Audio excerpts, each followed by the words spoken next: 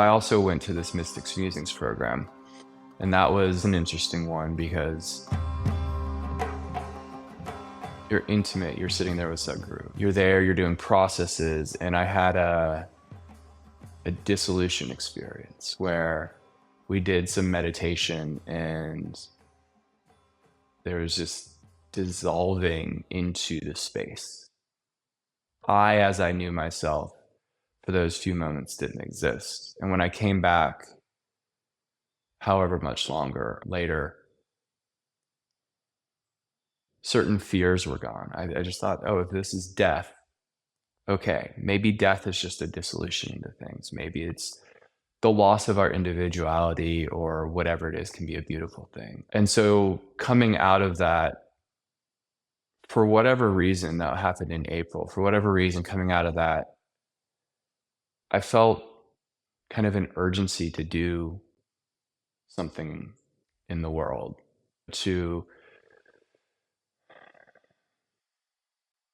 before it had always been, okay, I'll go into silence, come back, just do my thing, do my sadhana, keep, in a certain way, keep to myself, live my little life and do that. And this came back and it was just, God, I don't even know how to explain that, but there was definitely an urgency of, maybe it wasn't an urgency, maybe it's just, I want people to feel that. Like this isn't something I want to be like, okay, this is a precious moment I had. And even listening to me talk, it's not a solution, it's just a description, right? It's just that. But if you have some understanding, they're doing these things with psychedelic drugs. A doctor friend of mine was telling me this. They're doing these things with psychedelic drugs. I think it's psilocybin. And they're administering psilocybin to people in hospice because they get the sense, and this is how it was explained to me. I haven't looked at the actual research myself, so you'll have to forgive me if I get it wrong.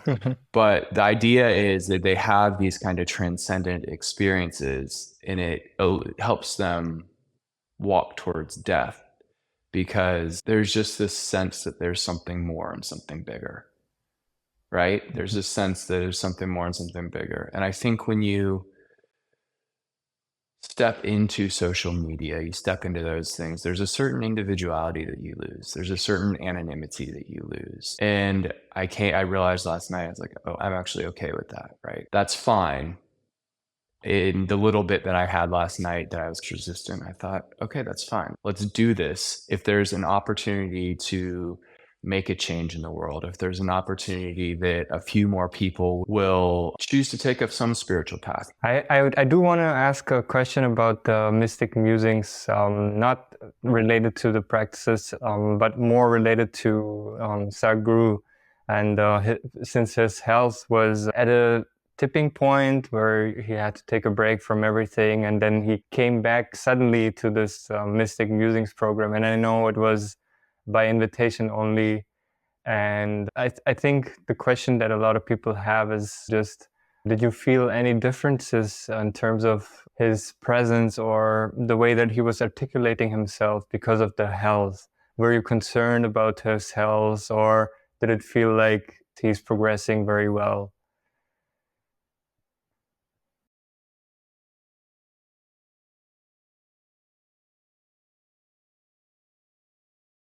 The fragility was also a wake-up call because he definitely was fragile in a way that I hadn't seen him. And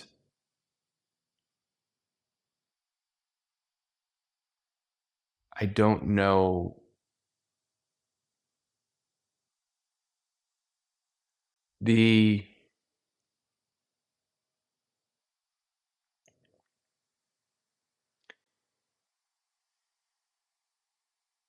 when you have a clear sense that something will be gone, and you have a very clear sense of how little time there is, you sit up and pay attention a little bit more. And I hate that's what it in a way what it took for me. I hate the word invitation only, but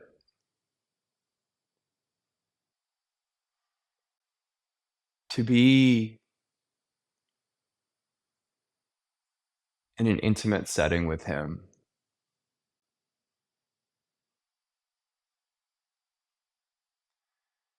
it takes a certain, you have to approach it like this, right? You do. You have to approach it with a certain, I'll use that word again, sanctity, in the sense of, I think you saw the darshan recently where the lady was yelling at him over the darshan and those sorts of things. There was that happened. And if you're going to go sit in front of somebody, anybody, I don't care if you're going to go sit in front of somebody you disagree with politically, anything like that, sit and hear them out, right? Sit and hear the person out. At least respect the space for what it is. Maybe that doesn't apply across the board.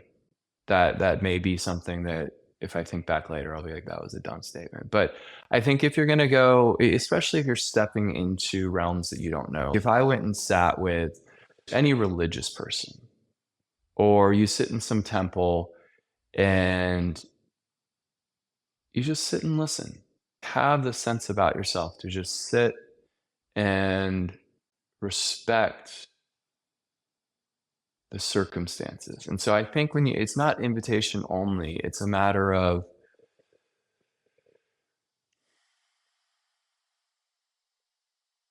anyway, I'll just drop that. I don't know that that's important. I feel like it is. It is? You want to create an environment in which it is conducive for Sadhguru after an accident to come and share his energy with the people.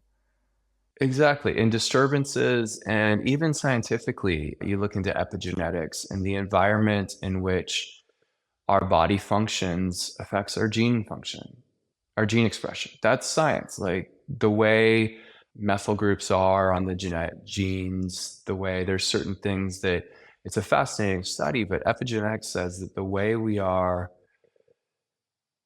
the environment that we're in, the environment that we keep our body in affects the way the genes express. So it's just as important that you have a certain atmosphere, especially with him as fragile as he is. I think that lent a certain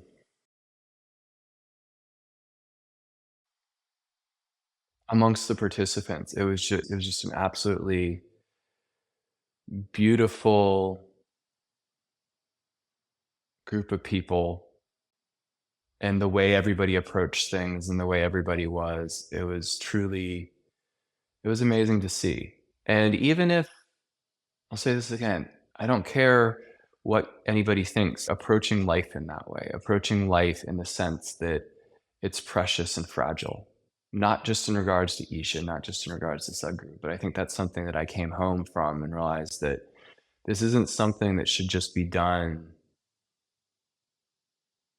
You know, we shouldn't live like we're going to live forever. We shouldn't, you're sitting in front of me and we're having this conversation. This will never happen again. This is a moment that will never occur again. Many times it's happened where little things have thrown away my life. But if you try to save yourself, you don't know the value of life. Really, for me, there were big experiences. There were times that we were sitting there. There were some pretty crazy things that happened, but pretty crazy is not the word I want to use. I don't know that I have the vocabulary, but Intense. things that happen. Intense is definitely the word, but just the way it was put together, the way it was constructed, the way, you know, the whole Sacred Walks team made that whole experience happen for us. And then who knows, like I said, if there's a darshan, who knows if there will be another darshan? Who knows if there will be another time? And that sense for me of trying to use my time for my growth and have everything towards my growth, and then also to see if I can facilitate the growth of those around me. or at least make their experience more pleasant in some way. So the Sacred Walks journey was incredible. Bali blew my mind. Being there under those circumstances, like they make sure all the details are taken care of. But I also came back with the understanding that like you have to bring that into your own life. It's not, yes, it's wonderful to go and make that happen, but those details that just taking care, like keeping your space in a certain way, keeping your life in a certain way, keeping the people around you within yourself in a certain way. It's important. Yeah, I want to say one thing on this topic of being in Sadhguru's presence. I just saw a video of Sadhguru, and I'm quoting him here. He said, "It is the light that matters. You don't have to hug the light bulb. It is not because you sit next to the light bulb you get the maximum light. You could be 1,000 miles away, and you could receive more grace than the person who is right now sitting next to that person, Sadhguru."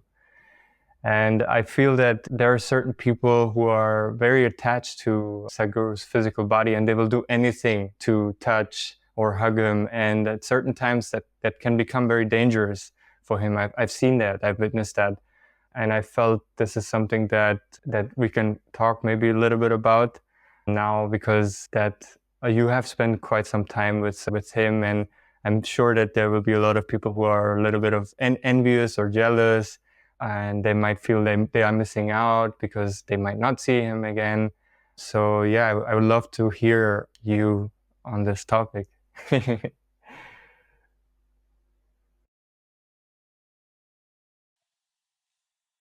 first thing is, for me, is not to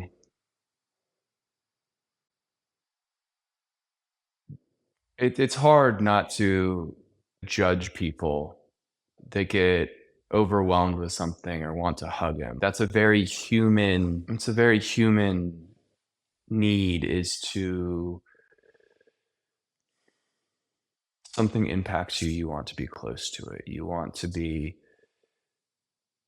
near it. You want to hold it, take it home, or whatever that is. Like you go somewhere and you want to take a pebble home from the mountain, or these sorts of things. That's a very human, probably even if you go deeper, mammalian need, right? To accumulate stuff.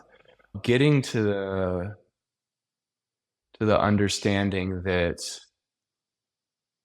and it took me a while to get there, is if I sit and close my eyes, and focus, I can be in the Dhyanalinga. If I close my eyes and focus, I can be in Kailash. Never actually tried it with Sadhguru. I don't know what that result would be. It almost feels I don't want to disturb. But getting over that need for proximity, because here's the thing is, we had proximity, but you had sadhanavada, right? You have systems set up for, you've done inner engineering, you've done this, you've done that. What's next? This can be next. What's next? That can be next. There were structures, there were systems, there are structures, there are systems. And so having that is a blessing in and of itself. Being right next to him, I think people think that in and of itself is going to be some explosive thing. Yes, of course, there's a darshan. If you can go, if you can make it, if you can sit with him. Who knows when those things will come around again? Who knows how long he'll be with us, or who knows how long we'll be there? I could have a heart attack today. This could happen. No, tomorrow's not guaranteed. So yes, you make use of that, but you also seeing the beauty in your own life, seeing the beauty in what's here, seeing the grace in what's here.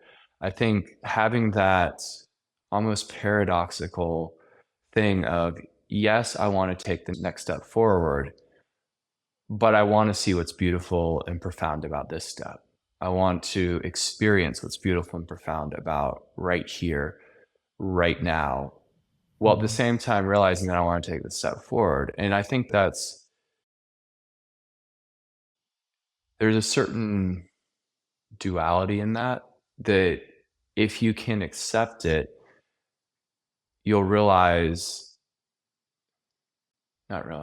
to me, I think that for me, accepting that has eliminated quite a few of my internal issues, right? It's looking at and choosing consciously and saying, okay, I'm here right now, but there are certain aspects of things that I want to support.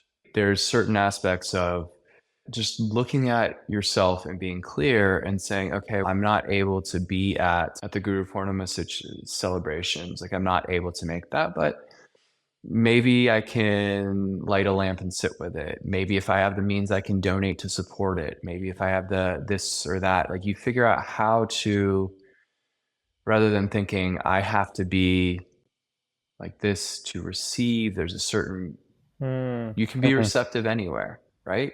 You can be receptive anywhere. And so I think that's the fortune of the time that we're in. And that's why